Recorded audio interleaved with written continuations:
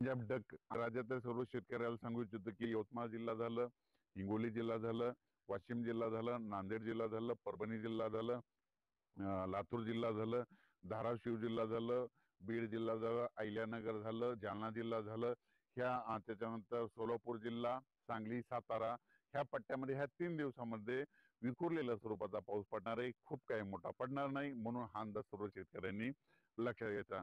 मग राज्यामध्ये थंडी कशी सुरू होणार आहे, तर सर्वप्रथम सांगू इच्छितो राज्यात थंडी एकदम सगळीकडे येत नसते, पण कशी सुरुवात होते राज्यात आपल्या महाराष्ट्राकडे उत्तरेकडून थंडीला सुरुवात होते. म्हणून राज्यात नेमकी थंडी कशी होणार आहे, उत्तरेकडून म्हणजे सांगायचं झालं तर 5 तारखेला म्हणजे नंदुरबार जिल्हा झालं, नाशिक जिल्हा झालं, निफाड तालुका, त्याच्यानंतर धुळे जिल्हा झालं, जळगाव जिल्हा झालं, इकडं मलकापूर, नांदुरा, बुलढाणा घाटाच्या खाली, त्याच्यानंतर खामगावच्या त्याच्या पलीकडे अकोला, तेलारा, अचलपूर, दर्यापूर, मोर्शी, अमरावती, वर्धा, भंडारा, नागपूर ह्या पट्ट्यामध्ये 5 तारखेलाच राज्यामध्ये थंडी थोडी जाणवायला सुरुवात होईल आणि त्या दिवशी धुकं देखील येईल, धुळी देखील येईल, म्हणून हे लक्षात येतं.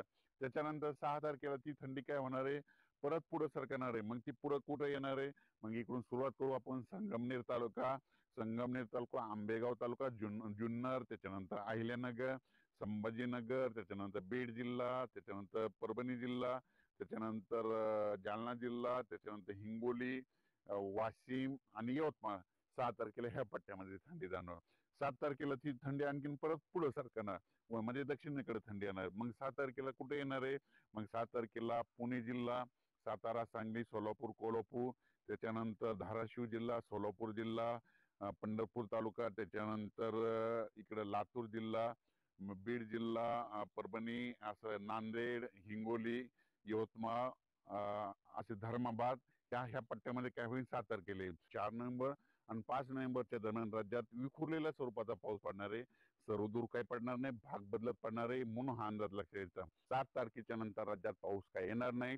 7 तारखेला राज्यातला महाराष्ट्रातला पाऊस म्हणजे सांगायचं झालं तर जवळपास 6 महिने मुक्काम केल्याच्या नंतर 7 नोव्हेंबर पासून निघून जायला तयार झालाय आणि निघून जाणार आहे आणि थंडी येणार आहे, म्हणून हा अंदाज लक्षात घ्यायचा. राज्यातल्या पुन्हा बऱ्याच शेतकऱ्याचे मला मेसेज आले की आता ह्या 7 तारखेच्या नंतर तुम्ही म्हणता थंडी येणार, मग त्याच्यानंतर पाऊस येईल का?